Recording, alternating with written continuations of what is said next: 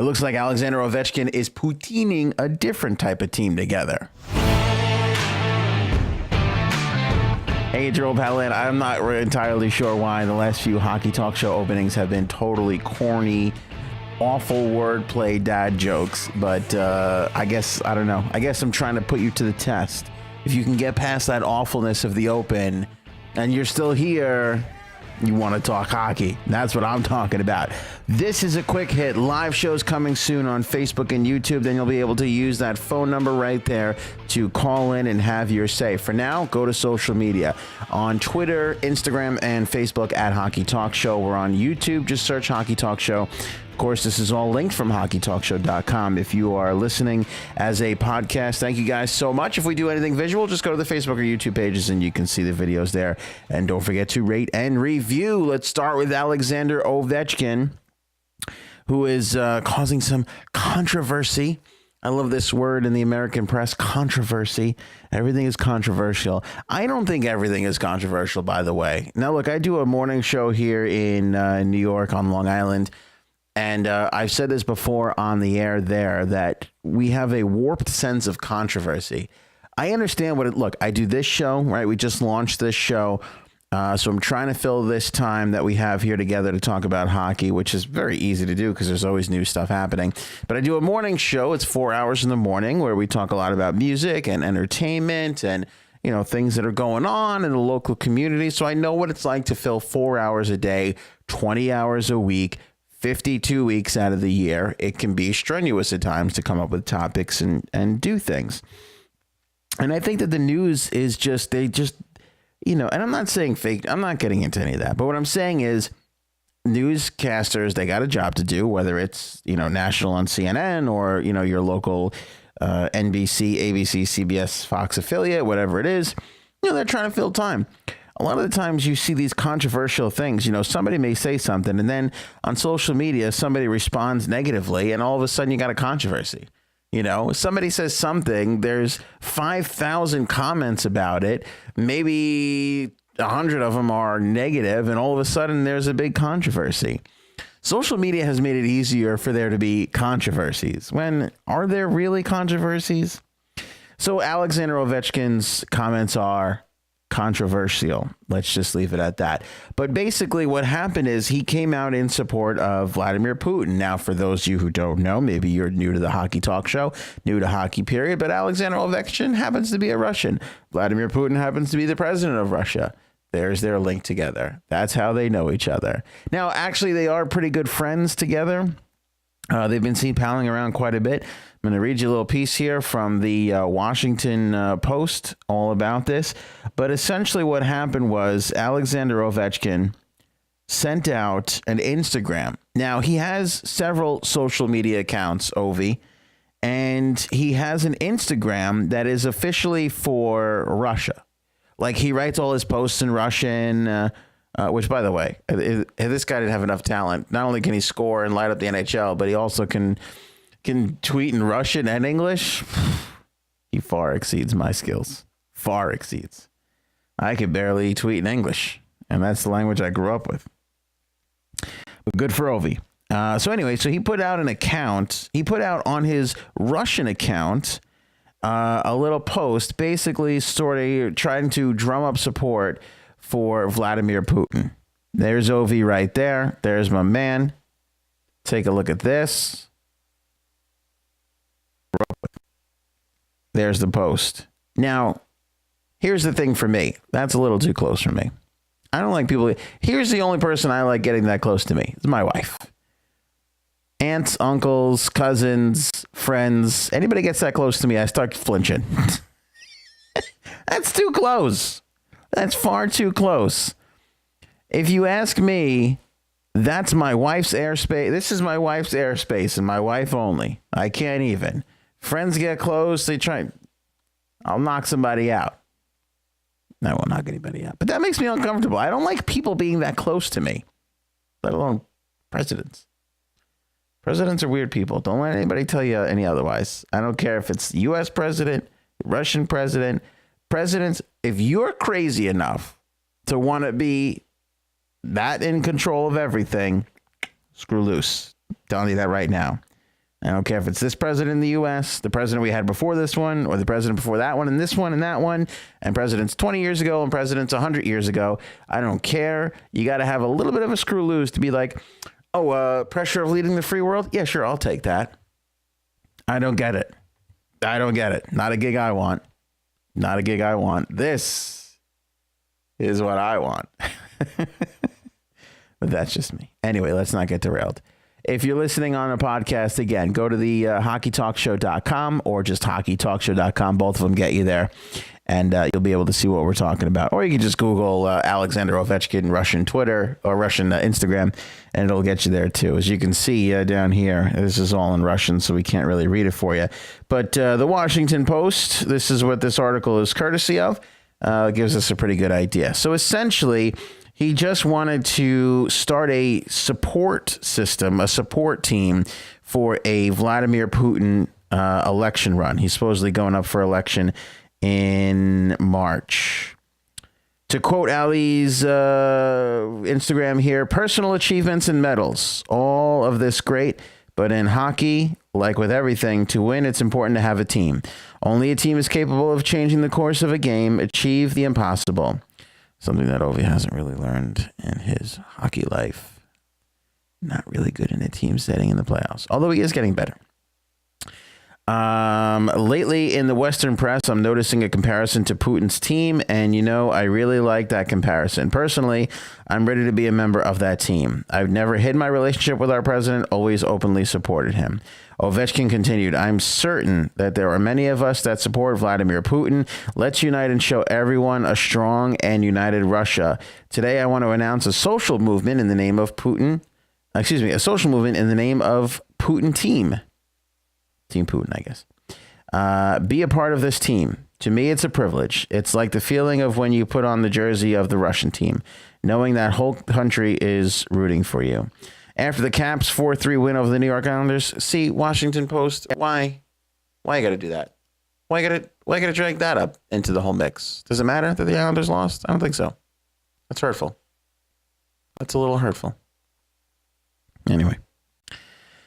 After the Caps won Thursday night, Ovechkin explained why he decided on this public show of support for Putin.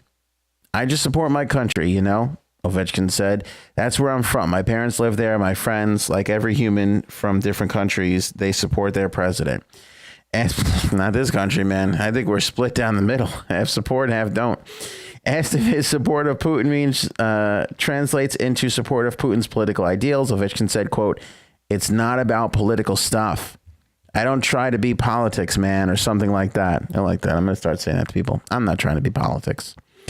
I just support my president and just support my country because I'm from there. And, if people from the U.S. came to Russia, they care about what's happening in the U.S. So I care about what's happening in Russia because that's my home and that's where I'm from. Russia will hold a political election in March.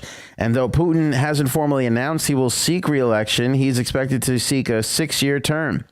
Putin enjoys 80% approval rating, according to Russian surveys, and has run Russia for longer than anyone since Soviet dictator Joseph Stalin. Under his rule, Moscow has been slapped with sanctions from the United States over its annexation of Crimea, and tensions between the two countries are especially high over U.S. investigations into Russian interference in the 2016 U.S. presidential election. Ovi said, obviously, I support what I see, and it's not about I try to make a statement like political stuff. It's just what I think and what I support. Ovechkin is a Russian citizen, and Moscow is his home with several family members residing here. He's represented Russia in international hockey competitions throughout his career.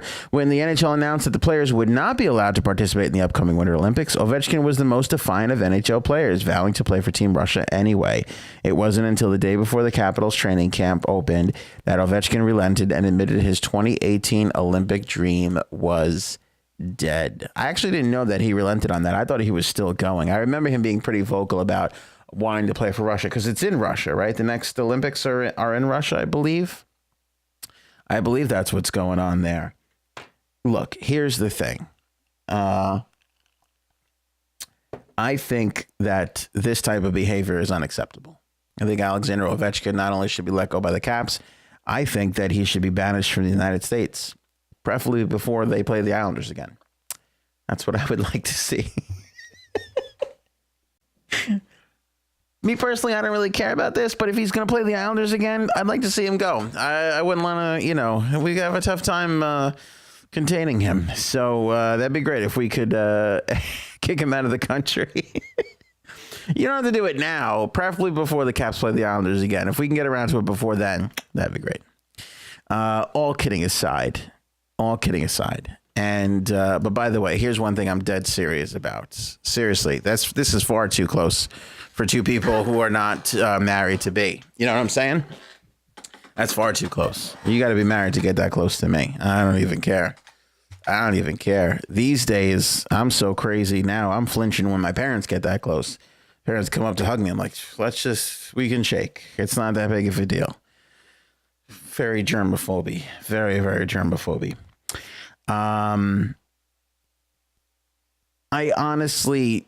wonder, and here's question of the day. Does this really bother you? I mean, does it really? We could say it does. I know there's a lot going on with the U.S. and the investigation and did Russia meddle.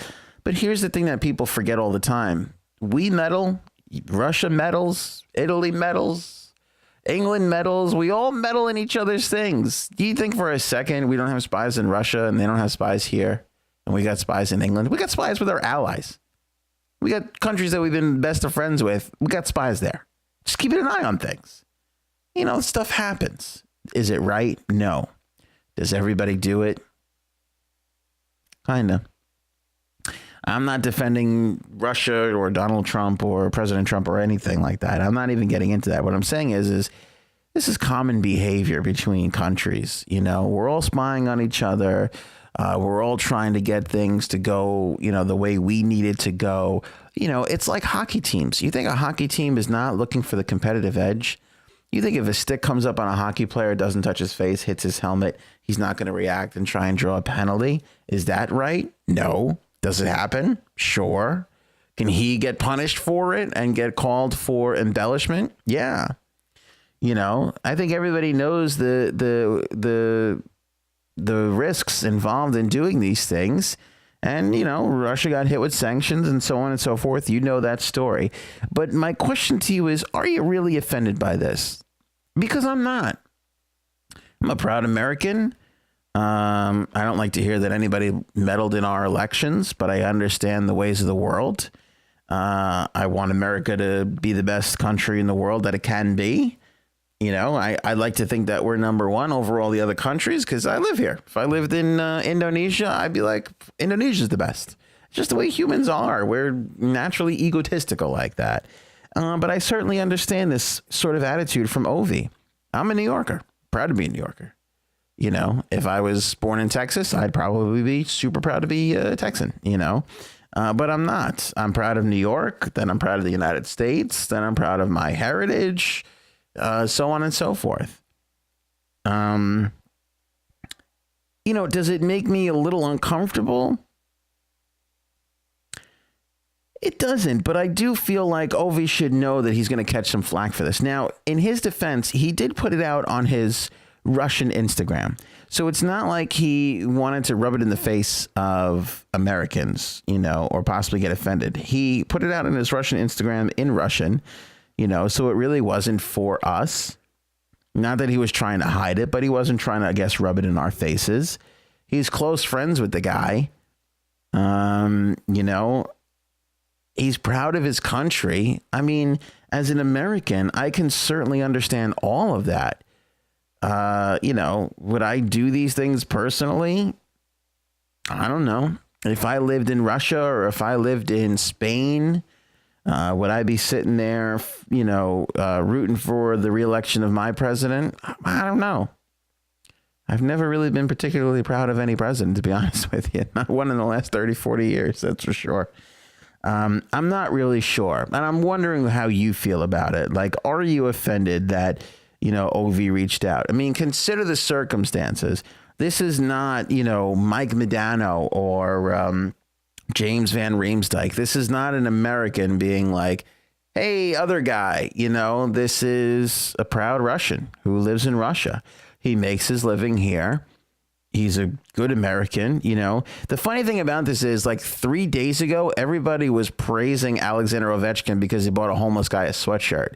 And now he does this and people are like, that guy sucks. You know what I'm saying?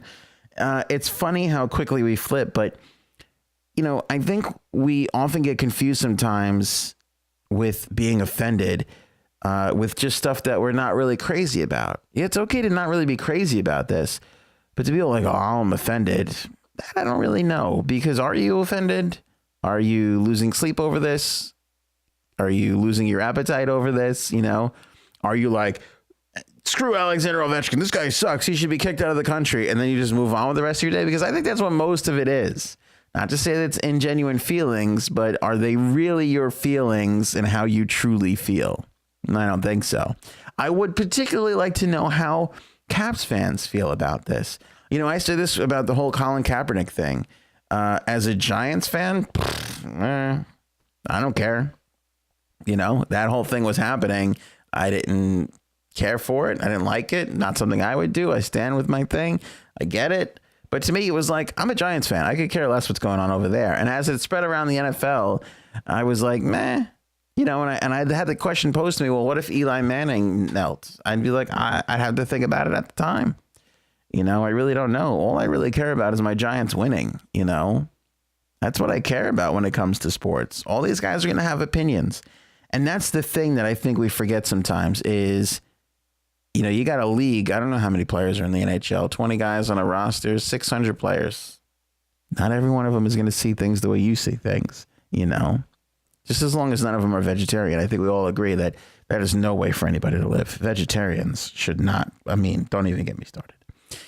But that's an interesting thing from Ovi. I'm not going to stand here and defend the guy. I'm not going to stand here and crucify the guy. I understand.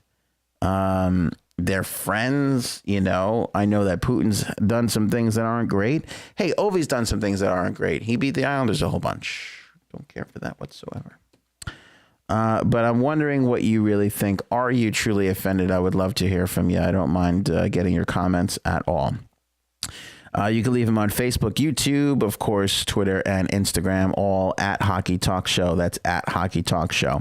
Interesting thing goes down here in the Rangers Tampa Bay game, and kudos to the New York Rangers and TJ Miller for putting together one hell of a game last night. They beat an amazing team in the Tampa Bay Lightning, a team that I didn't think that they could beat.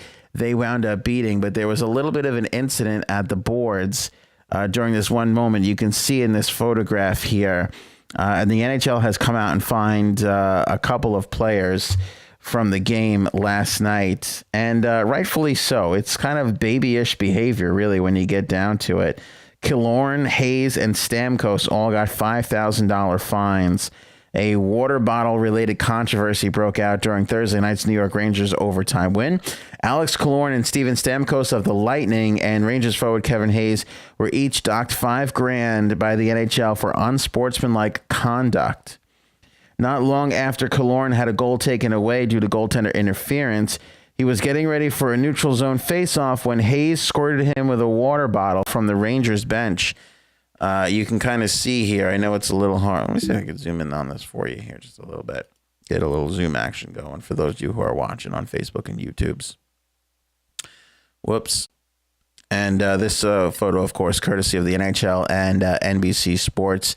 As you can kind of see here, there's Killorn reaching over the bench a little bit. Here's Kevin Hayes trying to avoid getting the old stick to the face. It was weird because Killorn kind of waved the stick in his face kind of violently, but it didn't look like he wanted to hit him. He just looked like he was upset and wanted him to know about it. But just prior to this moment, Kevin Hayes gave him the old water bottle squirt. Sometimes, and you'll see this a lot with the NHL players, they'll squirt water out, and then they'll take a sip.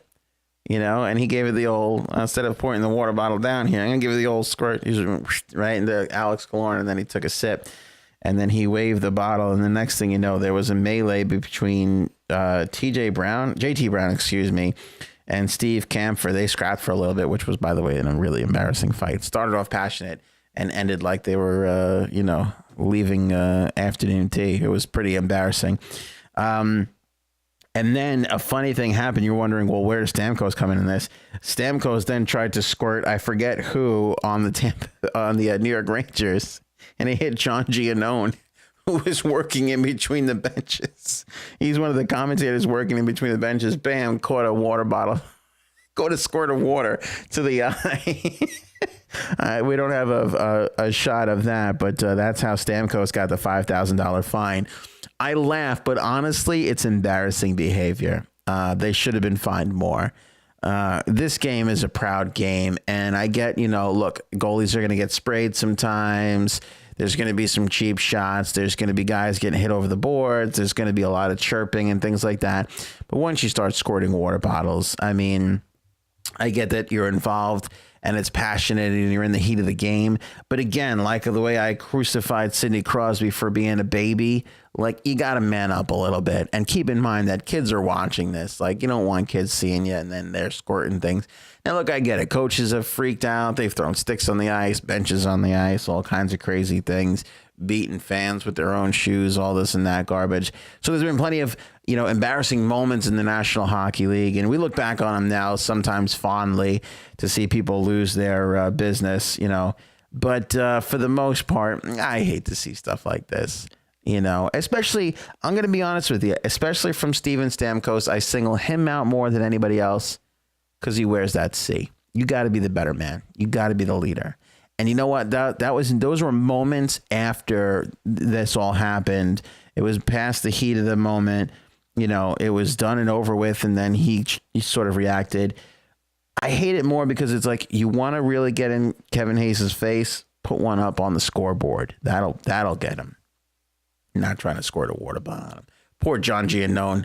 Guy's got to get earplugs now. Get maybe permanent damage. Lost a headset. Lost his mic. It's a whole mess. I don't know. I'm making that up. But I just hate to see this stuff in the game. Like, play the game. You know what I mean? Just play the game. Don't worry about squirting water bottles all around. Sad news for the National Hockey League family. And this one, I really honestly hated to hear. And it's very, very sad for me. But Kerry Frasier has been diagnosed with incurable cancer. This was just announced today. I started watching this game and I fell in love with the National Hockey League super early on. And I just loved every bit of it. I just loved everything. And one of the early things that I sort of fell in love with was, not that I fell in love with, but one of the early, I remember becoming a fan of the league and just falling in love with every aspect of it. And then you start, you get to the point where all the players and you got your favorite team and you got all that stuff. But then you start getting to know the coaches of the league. And then you get into, some of the personalities like Don Cherry and, all these guys. And then you start getting into the referee. You become familiar with all these guys. You start to have not relationships, but you become a fan. I remember going to games a whole ton and, maybe even if I didn't know a linesman or a referee by name, I knew him by number or look or appearance, And Kerry Frasier was one of these guys with that beautiful head of hair. Look at that beautiful head of hair. Last NHL to not wear a helmet in the National Hockey League. When it finally came around, he was like, I got to get out of this game. I'm retiring. I've been here for too long. I'm not covering up my hair. 30 years in the NHL, announces today he's recently diagnosed with an incurable form of cancer, essentially called thrombocythemia. It's a rare chronic blood disorder. 65 years old. He learned of the diagnosis 10 days ago, made the announcement on NHL.com, saying, quote, I consider myself blessed that this rare disease was diagnosed before I had a stroke or a heart attack. At 65, I was planning on living a healthy, full life for many years. Now that I know I have this disease, I can take extra precautions to keep my blood thinner and hopefully prevent a blood clot from hitting my heart or my brain. My family gives me strength and a good reason to prioritize my goals in life. My faith gives me peace to know that all is in God's hands. Kathy gave me a reading that I used at the funeral of my dad, Hilt, 16 years ago. We pass through this life but once. Therefore, any good that I may do or any kindness that I may show, let me do it now, for I shall not pass this way again. Frasier started as an NHL official in the 1980-81 season and worked the league through the end of the 2010 season. He was one of the last referees in the league that was allowed to officiate games without a helmet. He was grandfathered in. Along with his time in the NHL, he also officiated during the 1996 World Cup of Hockey and the 1998 Olympics in Nagano, Japan. Following his career as an official, Frasier worked for TSN, writing a regular column discussing various officiating decisions around the league. I did not know Kerry Frasier. I did, during my time working for the New York Islanders, cross him in the hallways quite a bit. I didn't really know him personally, though, but by all accounts, from everybody that did know him, he was a super friendly and wonderful guy. And I hope that, he comes out of this the best way possible. Thoughts are with him and his family. I'm not a thoughts and prayers guy, but as I heard about this earlier, I've been thinking about him all day. And, I hope he gets as much out of life as he possibly can while he's still here. Speaking about getting as much out of life, let's go over to Flyers Nation for this story. Willie O'Neill makes his NHL debut 11 years after being drafted. What a crazy story this is. His first shift was only, what was his first shift? 4 seconds. He got on the ice and there was a penalty call and it was done for. But I'm sure he'll remember those 4 seconds for the rest of his life. He went on to have 11 more shifts, played 9 minutes and 25 seconds during a win. His mom and sister were in the audience. Flyers head coach Dave Hackstall said he did a good job. He did his part. He did his job. 29 years old. After Will got drafted, he spent 2 years in the United States Hockey League with the Omaha Lancers before becoming an integral part of the Blue Line with the NCAA's Maine Black Bears. At the end of his senior season, he made the jump to the American Hockey League St. John's Ice Caps 1 year after the Thrashers became the Winnipeg Jets. With injuries to Radko Gudas, Shane Gostisbehere, and Andrew McDonald, the Flyers were forced to bring in some reinforcements, and after 346 games in the A, O'Neill was selected 210th out of 213 picks in 2006, finally got the call. He said on Wednesday, it was pretty cool. That was the first one that I received like that. I knew someone was trying to call me, so I had a little bit of an idea. I was pretty cool for a few seconds there, and then he told me, it's exciting, it's cool for me. I'm excited to be able to play the game. That's a nice story. We got Willie holding the puck too. Cool. Yeah, there you go. And again, apologies if you're listening on the podcast, but you can see all this stuff on the Facebook page. Courtesy of Sam Carchides' Twitter. At 29, Will O'Neill played his first NHL game tonight and helped the Flyers stun the Blues. Got the first NHL game puck right there. Proud young man, 29. Imagine that. 11 years riding buses in the A. Finally getting there. Follow your dreams, kids. Never give up on that stuff. It makes a difference. A little bit of a rumor roundup here to wrap up the hockey talk show. Let's get into the rumor mill and what's going on. By the way, how long can Joe Sakic let this Matt Duchene thing go on? I think he's actually hurting himself now more than anything. Now, the Avalanche aren't doing all that bad. And by all that bad, they are third in their conference, 7-5. So they're off to a good start. They're certainly doing better than Chicago, Calgary, Anaheim, Minnesota, Nashville, and Edmonton. All the teams that me and everybody else picked to be way ahead of them. They are ahead of those teams right now. So good for Colorado. I understand why, Joe Sakic wants to hold on to him. They're winning. They're doing well. But I think you got a bigger problem on your hands because he can walk in 19. Let's say that Sakic holds on to Duchene the whole way. You immediately are killing his value. If I acquire Matt Duchene now, I got to pay you more because I got 2 seasons with him. If he goes through this whole year, even if he's traded at the deadline, I got what now? A little bit of a season. I got 20 games, 18 games, and then a season. I'm going to pay less. I'm not going to pay as much. I think he's hurting himself. I think Sakic's actually killing the value. Look, the guy doesn't want to be there anymore. Okay? I know it sucks, and I don't want to give the players too much power here because in the National Hockey League, the managers hold the power.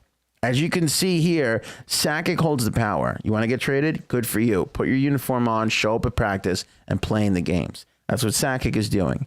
We get it. You're in charge now. But you're cutting your nose off to spite your face. Because if you wait a year to trade him, nobody's going to give you the price that you really want. He becomes less valuable every game he plays for the Colorado Avalanche. Supposing he goes down with a broken leg or he gets a concussion, God forbid. But what if a bad injury occurs? Then what are you going to do? Now you have 0 chance of trading him. And if he goes down with an injury, what's his hurry to come back and play for a team that he doesn't want to play for? I just think it's stupid at this point. Look, you've made your point. You want a certain price for him, but at some point, this is a delicate scale, man. At some point, that scale is going to get tipped, and you're going to find yourself at the short end. There's a sweet spot. It's like hitting a baseball with a bat. Too close to the end of the bat, no good.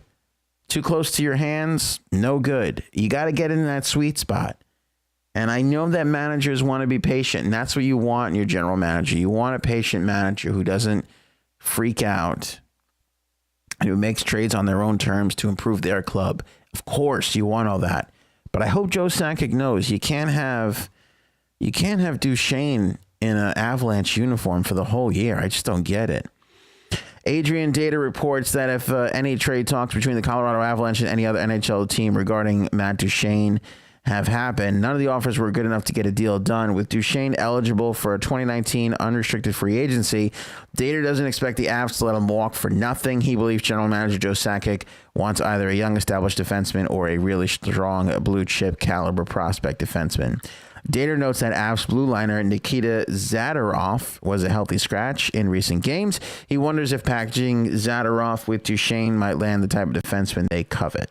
Zadorov went through a summer-long contract in Passé with the Avs before signing a 2-year, $4.3 million deal. Data says he's not advocating for this move and admits dealing away Zadorov, who still has plenty of potential, could be a risk. I like when writers come up with this stuff. You know what the Avalanche should do is trade for a defenseman. You know what they should do to up Duchene's value? Offer a defenseman. They got to bring in a young defenseman. Sorry, I don't know what that was. I got the windows open because it's a gorgeous night. 70 degrees in New York on November 3rd. Can you believe this? Anyway, you're trying to go out and get something by giving up what you're trying to go get. Doesn't make any sense. Now, if the guy doesn't fit, he doesn't fit. But look, being a healthy scratch for 2-3 games doesn't mean that you're on the trading block. But I get it. Much like our news, Adrian Dater needs to fill a column. So that's where I wonder how this scenario would pan out comes from. So I don't want to kill Adrian Dater too much here. But I don't believe that Zadorov is going to be traded. I think that it's going to be Matt Duchene. And I think that Sakic is going to be disappointed at the end of the day. I think he's going to save face. I think he's going to bring back some valuable assets. He's not going to get the price that he's asking for. He didn't get it at the draft. He didn't get it at the start of training camp. He didn't get it at the start of the season. Buddy, you're not going to get it. I don't foresee anybody paying that price at the trade deadline. I don't care if you're going for a Stanley Cup or not. I just don't see it. Maybe that's what Sakic is waiting for. He's probably waiting for Christmas and that trade deadline, and then he's probably waiting for the other one. I say just, look, do the best you can. Get the best that you can right now. And just move him and move on. Get your team going in the right direction. Because like I said, at some point, Sakic's got to know that scale's going to tip and you're going to be in trouble. You're just going to be in trouble. And the other part of it is, too, it's like, how long do you want this distraction there in your locker room? Now, I get it, 7-5 start. You're off to a good start. But at some point, you got to just make the move and move on. You know, don't let it drag out for too long, because you're going to come out on the losing end. And here's the other thing. And you can't erase this. You can't go back on this. The other GMs know he wants out. And that gives them some footing. That gives them some like, well, I'm not going to offer this because he wants out. They're waiting for it to blow up in the other direction. Let's say he has a bad couple of games and he winds up getting benched. What do you think his attitude is going to be like then? I just think you don't want it to get to that point. And I think that Joe Sakic is gambling here. Pierre LeBrun reports that Senators GM Pierre Dorion was scouting the Vegas Golden Knights during their recent games against the New York Rangers and Islanders. LeBrun believes Dorion offered up goalie Andrew Hammond. We mentioned him on a previous Hockey Talk show that he was available. They believe, LeBrun believes that Hammond was offered up to the Golden Knights, whose goalie depth we know is practically nothing, and the Knights took a pass. Kelly McCrimmon said that his club is likely to wait for the injured goalie to return rather than swing a quick fix trade. I think they think that they can get through the next 5 or 6 games until at least Oscar Dansk can come back or Malcolm Subban can come back before they have to go out and do something. Andrew Hammond might have been a good offer, but maybe you don't want to give something up. And now you're stuck with Hammond, Dansk, Malcolm, Fleury. Maybe it's too much. I can't say that I don't understand what Vegas is trying to do, but at the same time, I do worry that they too are going to run out of time a little bit. I think that they're going to run out of time eventually. Let me see here. Sam Carchidi reports the Flyers and Ron Hextall are in panic mode despite the injuries decimated to his defensive core. McDonald, Gostisbehere, Radko Gudas currently sidelined as Sam Morin and TJ Brennan. Hextall has no plans to make a trade, he says. Flyers have 15 points and sit only 3 points out of first place in the Metro Division. I think Hextall can afford to be patient right now. There's a lot of patience out there.